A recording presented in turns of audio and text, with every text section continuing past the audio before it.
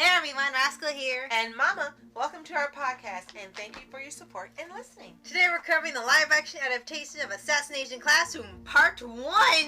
Yeah, one. Now, this film adaptation supposedly follows the events of the anime's first season, much like Netflix's Full Metal Alchemist movie that failed to happen. They show so many episodes into 2 hours, and too many plots are going on at once, plus none of the students are like the anime counterparts. Right! And before we start, be sure to like, subscribe, and click the notification bell for future podcasts and want to pause videos. Yes, and follow us on Twitter, Pinterest, and Instagram under Paws On Animation. Also, feel free to share our videos. We appreciate it. Yes. So... Now, this truly is... I think the best way to describe this movie is the first 3 letters of assassination and the first 5 letters of class. Yeah. I mean, the first 5 letters of class. The first classroom, it was like, I see why people call it now that. It's just, oh. Where do you start with this movie? Definitely not at the beginning. Well, no, because it's already jumped forward ahead by like several episodes. My first disappointment was that the person who portrayed Nagisa? I know, I'm getting to it. It's like I've got to prepare myself. He didn't have blue hair. He wasn't short enough. He acted nothing like Nagisa. He had no passion. He's like, oh, I'm passionate about being an assassin, but there was no passion. He was boring. He was dull. It wasn't convincing. I mean, I'm sorry. I don't mean any disrespect to the actor because he could only perform the script he was given and do what he was told, but whoever wrote the script needs to be fired. Yeah! Well, and Nagisa's not the only one's been changed. Everyone has been changed so much they were just pretty much bland. But Nagisa is the star. Yes. He's the MC. He's the narrator. And in no way, shape, or form was this character in this movie Nagisa. No. In fact, he did so little in the entire thing. It's like they took every moment where he did something awesome in the series and decided, no, that's too much. Mm-hmm. He's scared of literally everything. The entire time, the original had it where you thought he was weak, but he wasn't, and they got to being terrified of him. Now, none of that's there. They try to play it off one time, but no matter what, Nagisa is scared of like almost everything. And where are the ponytails? No. What the heck? These are the identifying marks. Blue hair and ponytails were in the short stature. But this guy's got some boy band cut. The hair's not blue. And it's like, who are you? Yeah. And none of the people look like the anime characters. The only thing they tried to do when we saw people for part 2 was that they tried to give some of them their hair colors, but that was it. But they still didn't do it for Nagisa, so it don't matter. Karma comes in like 10 minutes into the movie, and he doesn't do too much either. They keep building him up as, oh, he's the bad boy, but then when they get to him, this is not Karma. He does nothing. He gets hurt a lot. He talks a lot of talk, but he really doesn't do anything. He only does one thing from the anime where he tried to trick Koro Sensei and be intimidating, but he does nothing else the whole time. He even gets hurt too many of the time. And where's the fuchsia hair? I would like someone, please let us know in the comments, what is the deal with Japan doing live action adaptations and none of the people have the hair colors in the show? We don't expect it to be exact, of course, because it's animated, but no fuchsia hair, no pink hair, no blue hair, no green hair. No. For Kaede, nobody has the hair color. It's like Full Metal Alchemist, well, Winry wasn't Winry. She didn't want a blonde hair. She didn't want a blonde wig. If you don't want to do the hair color, why are you in the movie? Why is this happening?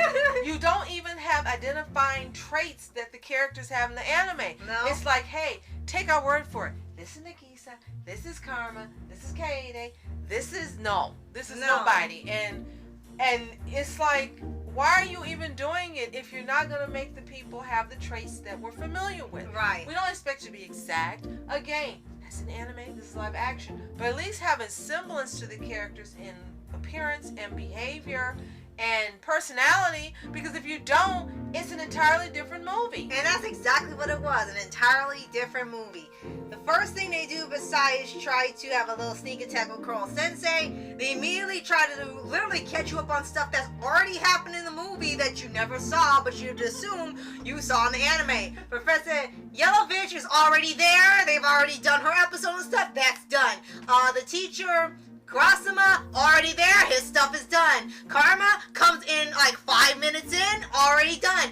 And the worst part is that they picked all of the big standout episodes of the first season, and they did like one after the other. Like every 5 to 10 minutes, there was something happening. A new villain showing up, an attempt on Koro Sensei, a new opponent. It was always something happening every 10 minutes. It was never a break for them to do anything. Even though it was a break for them to do something, there was something going on in the background. So it was like they were trying to hurry up and just cram all the big moments into 2 hours.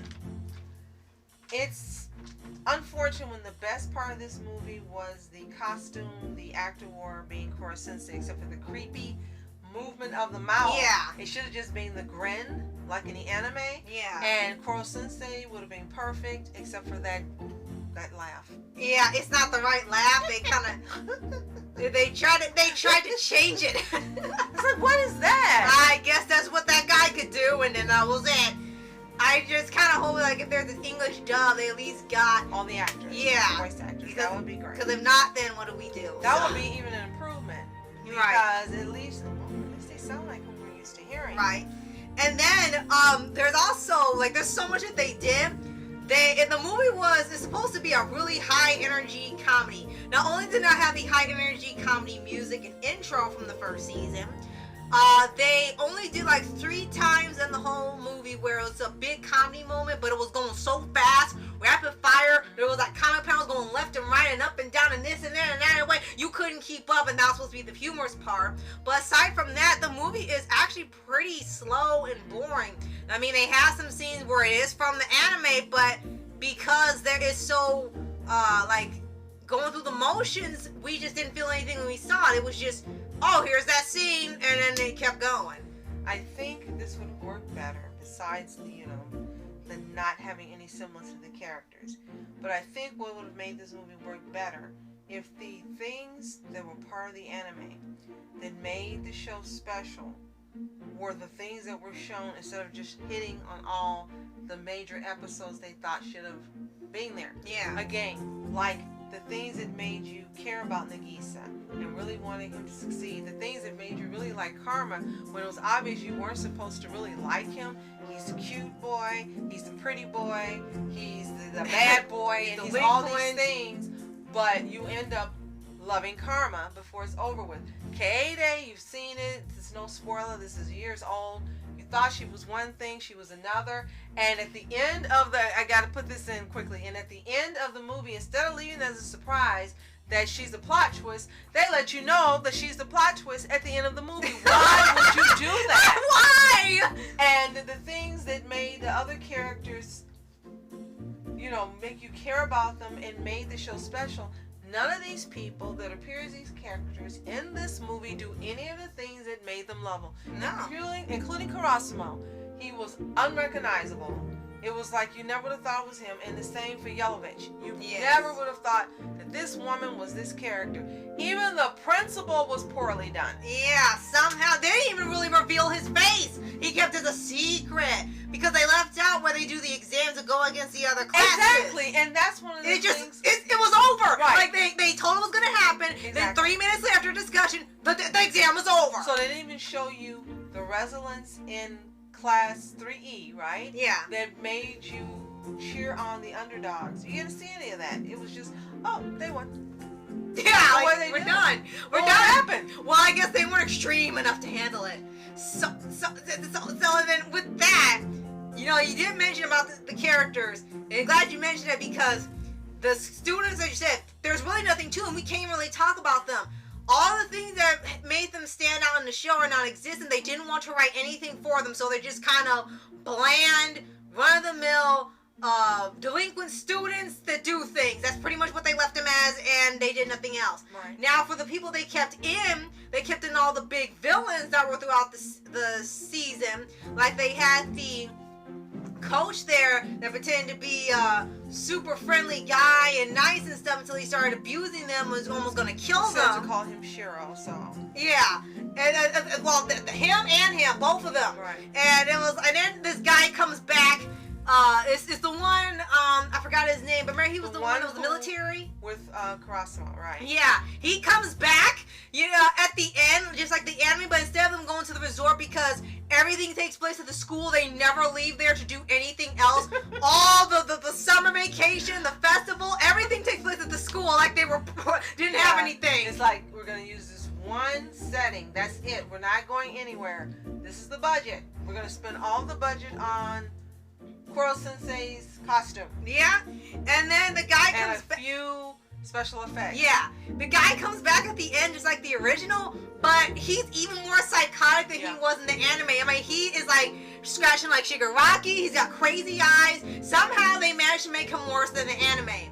Then you had Koro Sensei's brother, who was an enemy for like 10 minutes in the movie. And then the big twist, at the end of the movie, he and the coach guy team up to take down Koro Sensei and the students when they never interacted ever. And he became a part of the class in the anime.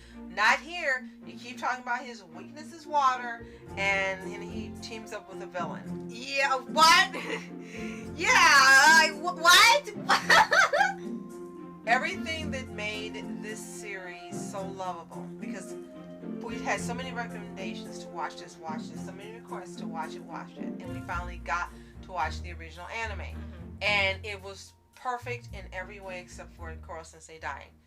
And then you get this live action movie, and we knew it wasn't going to be a one for one, and we knew it would be perfect, but we expected it to resemble the anime in some sense, and not again just in Koro Sensei's outfit or costume. Yeah. But it was totally unrecognizable, unrelatable, unresponsive, and you didn't care when you were watching it. I personally was waiting just to see what happened at the end so we could turn it off. Yeah, pretty much. And with that, we know now there is a part 2 which covers the second season of the anime. Now looking at the trailer, I think it's going to just cover more highlights. More possibly. Now, yeah, when you look at the trailer, that does look like where the route is taking, because for the most part, it does seem to be covering all of the big parts and get everything accurate from his backstory to a final showdown to the final assassination and saving the world. All that's going to be there because they spoil the entire movie for you in the trailer and tell you this is the end. But again, it's assumed you know the show. But if this is your first introduction to Assassination Classroom, then you're not going to want to see the anime because you already know the end. Maybe that's the problem with a lot of these live action adaptations that Japan does. They don't approach it like, let's do this as if it's a movie. It's its own thing. And the source material is going to be what we use. Mm-hmm. But we're just going to treat this like everyone who's coming to the theater to see it hasn't seen it. I think it would be more enjoyable that way because you would take more time to do story building, right? To have the characters resemble the source material, to have it be more cohesive and understandable and enjoyable. But because you try to make it a whole different animal, it flops every time. Personally for us, the only one we've loved so far today is Saikikei no Sainan. Yeah. The only last 5 minutes they went off the rails. Other than that, it was a great adaptation. For this one, it's another failure. And I'm really just waiting for the day when we get an outstanding and awesome live action adaptation by My Hero Academia and just satisfy everyone all around the world who loves these different franchises. If you're going to insist on giving a live action adaptation, just make it what we want. Right. And lastly, so with part 2, the big thing you definitely want to hope they get right, but they might not, is that when you get to the end of the series, is the Kaminsky assassination, is that everyone who watched the anime ended up crying at the end. But because there is no relationship built up with Koro Sensei and the class, and see he really does care about them, and they built that connection, they actually wanted to save him, we most likely won't get that there, because not only did they skip so much, the character has no personality, and there's no relationship between him and the students. Right. We don't know how we're gonna feel when we see the scene in action. We're gonna be crying just as much, or are you gonna be like just watching like this feels nothing? Now, we were able to watch this on YouTube. See if you can find it. You can also purchase the DVDs on Amazon. Mm-hmm. They do run quite expensively, $45 to $55 each. Right. And they do not have English dubs. Unfortunately, right. So, you've heard our thoughts. What are yours? We'd love to hear them. Drop them below. Right. And if you enjoy this podcast, please like and share. We appreciate you so much. Thank you for always listening and joining us, for telling you our experiences of the things that we love. Yes. And I love so much. Right. And if you haven't already, subscribe for updates and weekly videos on your favorite anime series, anime shows, and all things animation. Absolutely. And part 2 of Assassination Classroom. Yes. Live action adaptation. So thank you so much for watching. I'm Oscar Entertainment. And I'm Mom Entertainment. Have a toontastic day.